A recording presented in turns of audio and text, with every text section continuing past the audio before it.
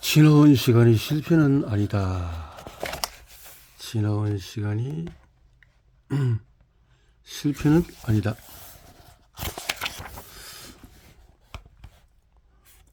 쉬운 일을 해서 뭐 하겠습니까? 도전은 극복해야 할 때 훨씬 더 큰 가치가 있습니다. 스콧 해밀턴. 성공한 사람의 경력을 선으로 표현하라면 어떤 선을 그리겠는가? 내 생각에는 다들 다음과 같은 선을 그릴 것 같아. 사람들이 자기 경력이 건강하게 성장하는 모습을 보기를 바란다. 실제로 이력서 작성 전문가들은 이력서의 성진이나 책임감이 증가하는 사항을 기록해서 발전이 보이도록 쓰라고 조언한다. 수평 이동이나 공부에 후퇴하는 모습이 눈에 띄면 바람직하지 않다. 그런 경우에는 이를 설명하고 그런 전환이 실제로는 긍정적이었음을 증명해야 한다. 대부분의 기업에서 경력을 이 같은 시각으로 해석하기 때문이다. 예전에는 나도 성공으로 가는 길 사다리를 오르는 과정이 꾸준히 진전을 보여야 한다고 생각했다. 내 경력이 심각한 장애물을 만나지 않고 천천히 정상을 향해 올라가는 길이 될 것이라고 생각했다. 내가 정점이라고 여겼던 50대가 되면은 과거를 돌이켜보면서 내가 성취한 모든 일에 자부심을 느낄 것이라고 예상했다. 은퇴할 날이 아주 멀지 않은 그때부터 마지막 10년 동안의 모든 설레를 남기고 후진장성에 애쓰고 퇴직 후에 골프장에서 시간을 보내며 새로운 생활을 시작할 생각이었다. 내가 그린 삶의 이미지는 중요한 요소가 하나 빠졌다. 살아가다 보면 뜻하지 않은 혼란스럽고 까다로운 상황이 계속 펼쳐진다는 사실이다. 우리는 온갖 좌절을 끊임없이 경험한다. 하는 일은 우리가 꿈꿨던 만큼 보람차지가 않다.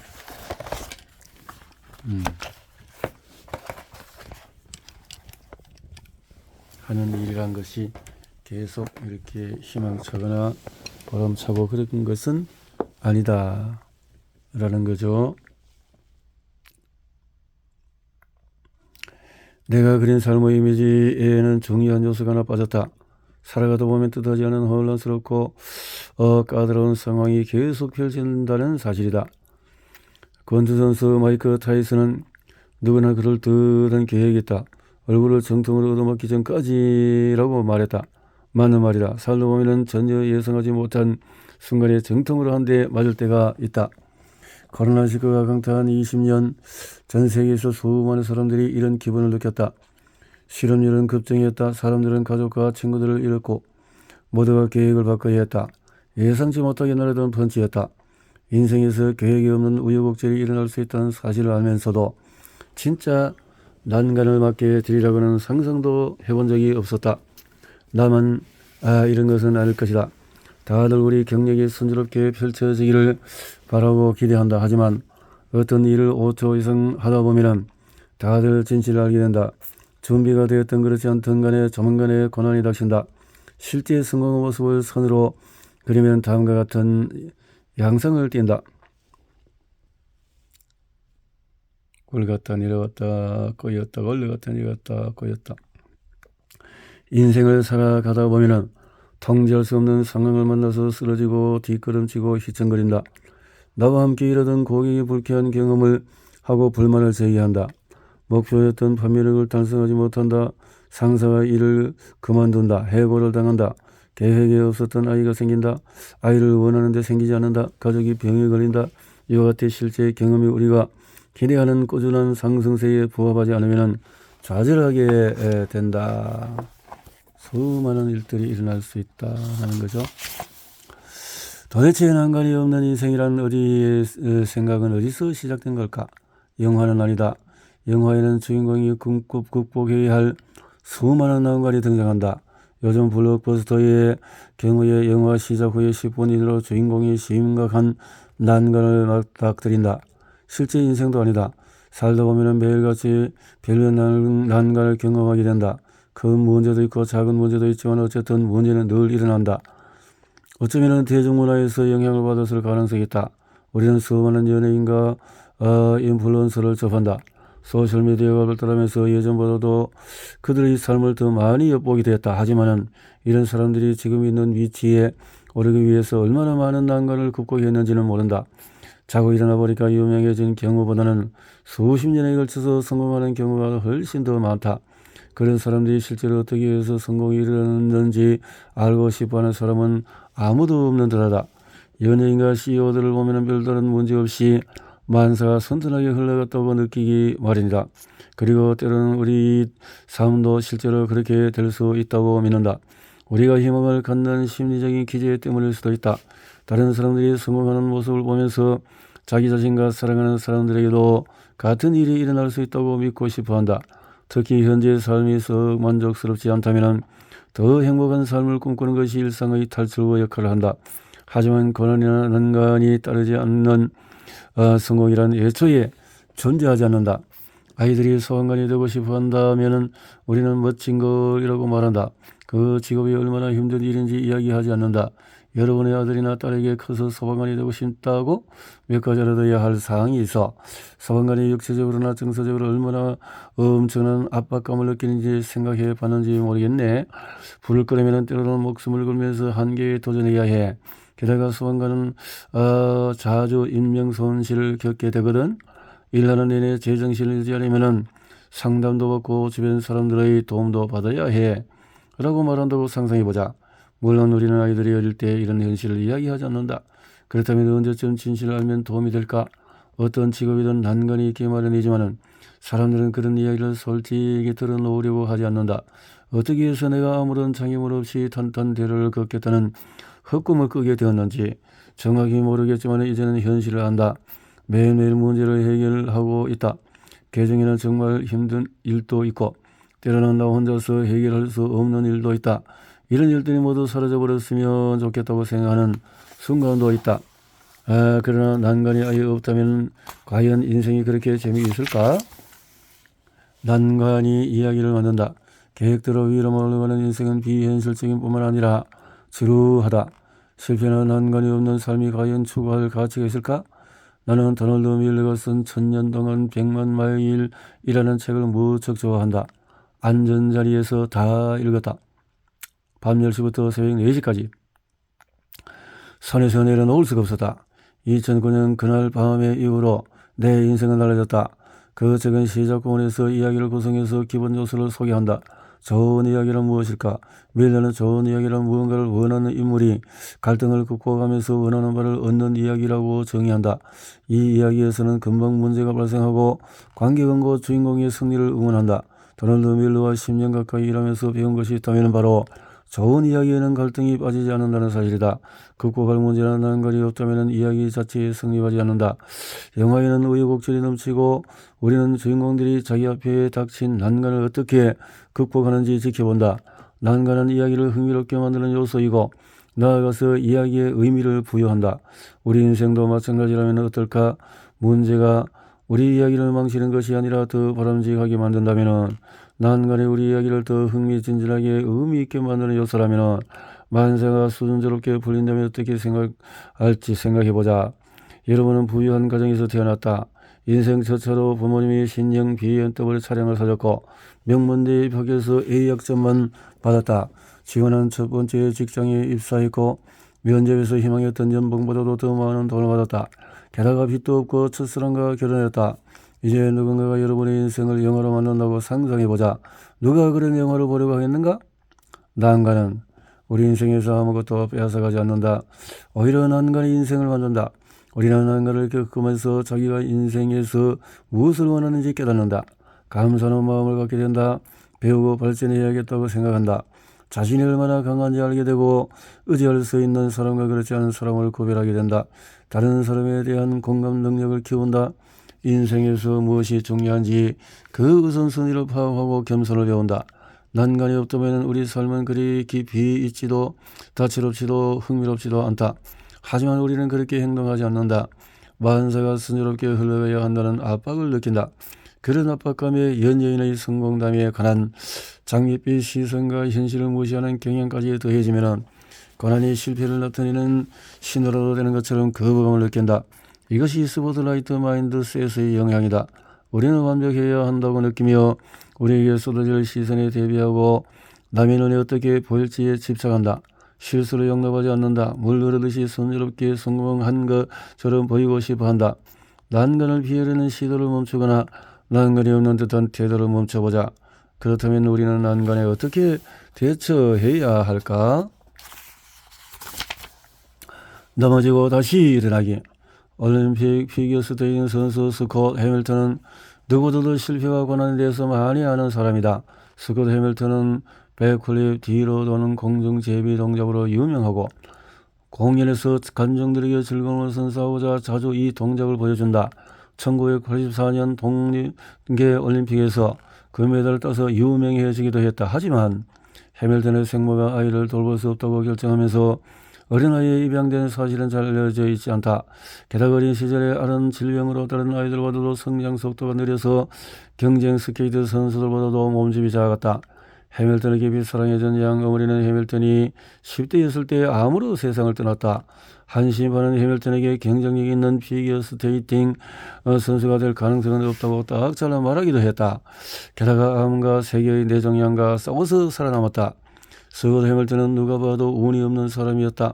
하지만 그는 자기에게 닥친 난관은 약점으로 보지 않았다.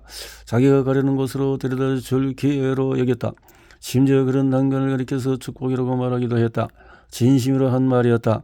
지금 해밀턴은 내시벨에서 세계 최고 수준의 스케이팅 아카데미를 운영하고 선수들은 여기에서 기술을 걸고 닦는다. 스콧 해밀턴 스케이팅 아카데미에 오는 학생들은 해밀턴이 하는 기술 여러 전부들 중에서도 특히 백플립하는 법을 배우고 싶어 한다. 학생들이 점프 기술을 배우고 싶어 하는 것은 당연하다. 그러나 해밀턴 아카데미에서는 가장 먼저 넘어지는 법부터 가르친다. 나이나 기술의 수준에 관계없이 모든 학생이 기초부터 시작한다. 아무리 실력이 좋아도 피겨스케이팅 선수로 성공하기 위해 나아가다 보면은 빙판 위에서 넘어지기 마련이기 때문이다. 안전하게 넘어지고 다시 일어서는 것은 중요한 기본 기술이다. 어떻게 넘어지느냐에 목숨이 달려있기 때문이다. 주목할 만한 경력이 정상을 향해서 꾸준히 상승하는 모습을 띌 것이라는 생각은 터무니없는 가정이다. 문제를 피하거나 무시하거나 감추지 않으면 완전히 다르게 접근해야 한다. 시크릿 소사이어티는 성공적인 경력이란 난관을 받아들이고 실패에서 배우는 과정임을 강조한다. 난관을 받아들이자. 난관을 받아들이는 것은 타고난 본능이 아니다. 전문가들은 트라우마로 맞닥뜨렸을 때 우리가 본능적으로 나타내는 반응을 투쟁, 도피, 경직이라는 세 가지 기본 범주로 나눈다. 사소한 난관과 마주쳤을 때 우리가 타고난 본능은 난관에 직면하거나 난관을 피하거나 또 공포에 질려서 아무것도 하지 않는 반응을 나타낸다. 극단적인 예로 야생동물과 싸우거나 야생동물에게서 도망치거나 야생동물을 피해서 숨는 상황을 상상해 보면 이 전설들은 도움이 될 수 있다. 이 중에서 하나를 고르면 목숨을 부지할 수 있을 것이다. 하지만 일상에서 벌어지는 난관의 경우에 장기적으로 봤을 때 도피, 경직은 거의 효과가 없다. 단기적으로 이러한 전설을 고난을 막을 수 있을 때도 있지만 대개는 문제가 더 심각해진다.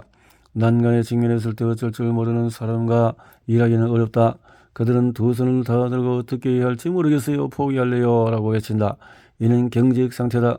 자연스러운 반응이지만 도움이 되지 않는다. 도피 반응을 보이는 사람과 일하기는 더 힘들다. 기업 환경에서 도피 반응은 평소처럼 계속 일하면서 회사가 천천히 타서 잿더미가 되도록 방치하는 것과 같다. 회사의 모든 상황이 제대로 돌아가지 않는다. 사실을 알면서도 이를 부정하며 그 관행을 계속 이어가는 경우도 도피 반응이다. 2020년에는 모든 기업이 난관에 부딪혔다. 많은 기업이 싸우고도 살아남지 못했다. 하지만 살아남을 가능성이 가장 높았던 기업은 경직이나 도피 반응을 보인 기업이 아니었다. 처음부터 포기한 기업은 애초에 기회를 날렸다. 상황을 부정하는 기업들은 제때 적응하는 데 실패했고 자기 발등을 찍었다. 2020년을 보내면서 성공한 리더십은 당면한 난관을 알아차리는 동시에 앞으로 나아갈 길을 찾았다. 우리는 이겨낼 수 있습니다. 이 상황을 극복한 이후에 더욱 강해지기 위한 일을 합시다. 이것이 투쟁 정신이다. 소방관들은 투쟁 정신을 실천한다. 화재 현장을 발견했을 때 그쪽을 향해서 바로 달려간다. 다른 누군가가 불을 끌 것이라는 기대는 하지 않는다. 불이 꺼질 때까지 기다리지 않는다. 연기를 보고도 못 본 척하지 않는다. 그들은 이 순간에 대비해서 훈련을 했으므로 화제를 발견하면 즉시 불을 향해 나아간다. 문제를 보고 일일을 받아들인다. 투쟁 정신이 생산적인 팀이 어떻게 기여하는지 쉽게 알 수 있다. 누구나 어떤 난관이 닥쳐도 기꺼이 참여하려는 사람들과 함께 일하고 싶어한다. 그들은 난관을 있는 그대로 보고 무엇을 해야 하는지 혹은 난관에 대처하기 위해서 필요한 사람이 누구인지 파악한다. 할게요. 뭐가 문제죠? 무슨 수를 쓰든지 해결해 봅시다. 라고 말하는 사람이다. 경력을 쌓을수록 나는 점점 더 소방관이 되고 싶어 라는 생각을 한다. 화제와 연기를 난관을 극복하는 기회로 보고 싶다. 그것이 의미 있는 삶으로 가는 길임을 알기 때문이다. 이 접근법을 채택하는 것이 시크릿 소사이어티의 방식이다. 아직은 여러분이 그런 상태가 아닐 수도 있지만은 이 책을 다 읽을 때쯤이면 여러분 역시 그런 사람이 되고 싶다고 생각했으면 좋겠다. 운동을 생각해보자. 운동이란 우리가 성장할 수 있도록 의도적으로 자기 자신을 불편한 상태로 내모는 규칙적인 연습이다. 운동하면서 느끼는 불편함이 즐겁지 않을 수도 있지만은 그것이 튼튼해지는 과정임을 우리가 안다. 그 과정에서 근력이 발달한다. 물론 일하면서 일부러 괴로운 상황을 유발하라는 뜻은 아니다. 단지 원하든 원하지 않든 간에 살아가다 보면 난관이 닥친다는 사실만은 확실하다. 경력을 쌓는 과정에서 여러분은 분명히 고난을 겪게 될 것이다. 그런 고난이 닥쳤을 때 여러분은 그것을 어떻게 바라볼 것인가? 그런 시간을 낭비하거나 부끄럽게 여길 것인가? 그 일로 나는 무너졌어요 라고 말할 수 있다.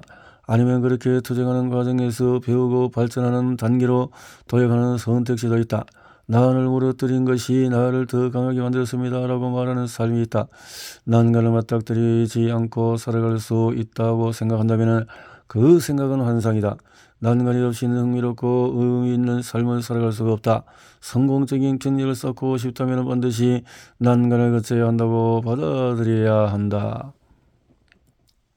실패에서 배우자. 내 음악이 담긴 앨범 수백 장을 쓰레기통에 버린 순간에 나는 겸손해졌다. 판매용으로 내 앨범을 수천 장 주문했다. 열심히 공연장을 예약했고 공연의 모든 세부사항을 꼼꼼하게 살폈다. 공연장에 들어갈 때마다 만석을 기대했지만은 어김없이 텅 비어 있다시피 했다. 설령 사람들이 왔다고 해도 그들이 내 앨범을 산다는 보장은 없었다. 몇 년이 지나도 팔리지 않지 않은 차고에서 자리만 차지하고 있는 그 상품을 버릴 수밖에 없었다. 억울했다. 이보다는 좋은 평가를 받아야 마땅했다. 실패했다고 느꼈다. 피해자가 된 것만 같았다. 내 앞이 오른쪽 위를 향해서 직선으로 나아가리라는 기대는 좌절만 가져왔다. 그러나 이제는 그때 겪었던 모든 기복이 바로 지금 하고 있는 일을 하도록 이끌었다는 것을 안다. 뮤지션 지망생으로 살다가 매니저로 뮤지션과 함께 일하기 시작하면서 나 자신이 나아갈 새로운 길을 봤다. 창작 활동에 참여할 수 있으면서도 프로젝트가 제대로 돌아가도록 제반사항과 운영 업무를 담당할 수 있는 위치였다. 창작 활동을 뒷받침하고 대형 프로젝트를 관리하는 능력 덕분에 스토리 브랜드에서 팀을 이끄는 역할을 맡게 되었다. 뮤지션으로 실패하지 않았더라면 이런 일들을 할 수 없었을 것이다. 모든 실패는 배움의 기회다. 스콧 해밀턴은 목표에는 언제나 장애물과 난관, 좌절이 따르기 마련이다. 여러분을 정의하는 것은 그런 좌절이 아니라 여러분이 좌절에 대응하는 방식이다 라고 말했다. 호기심을 가지고 그 좌절에 대해서 대응해보자. 프로골프 벤 크레인이 이를 잘 보여준다. 그는 골프 경기를 할 때마다 실패에 초점을 맞추는 대신에 성찰하는 질문 3가지로 스스로 인도한다. 내가 무엇을 잘했을까? 내가 무엇을 배웠을까? 내가 배운 것을 어떻게 실천할 수 있을까? 2번째 질문이 실패의 핵심을 포착한다. 이 질문은 무엇이 잘못되었는지 묻는 대신에 여기에서 무엇을 배웠을까라는 긍정적인 대응을 유도한다. 벤 크레인이 던지는 질문 3가지는 올림픽 사격 선수이자 승리를 마음에 품고의 저자인 레니 베시암이 밝힌 철학과 같은 맥락이다. 그는 초점을 맞추는 쪽으로 나아간다는 철학을 갖고 있다. 그러니 실패에 초점을 맞추면 실패할 가능성이 높아진다는 것이다. 똑같은 실수를 계속 되풀이하도록 스스로를 몰아가는 셈이다. 반대로 성공에 초점을 맞추면 성공할 가능성이 높아진다. 벤 크레인은 레니 베시암이 만든 정신력 관리 시스템을 채택했다. 부정적인 요소에 집착하는 대신에 자신이 무엇을 배웠는지 자문한다. 이 질문은 실패조차 성공으로 나아가는 길로 바꾼다. 그런 부정적인 내용을 기록하지 않고 교훈을 열거한다. 실수는 없습니다. 그저 배우는 과정이죠. 학습하고 고쳐나가면서 실력을 키울 기회일 뿐이에요. 크레이너 말처럼 이런 식으로 개념을 잡으면 내 부정적인 인상이 아니라 긍정적인 인상을 남긴다. 그런 다음에 세 번째 질문이 생각을 행동으로 옮겨서 어떻게 대응할지 정한다. 스콧 해밀턴은 옳았다. 여러분을 정의하는 것은 실패가 아니라 대응이다. 대응이다.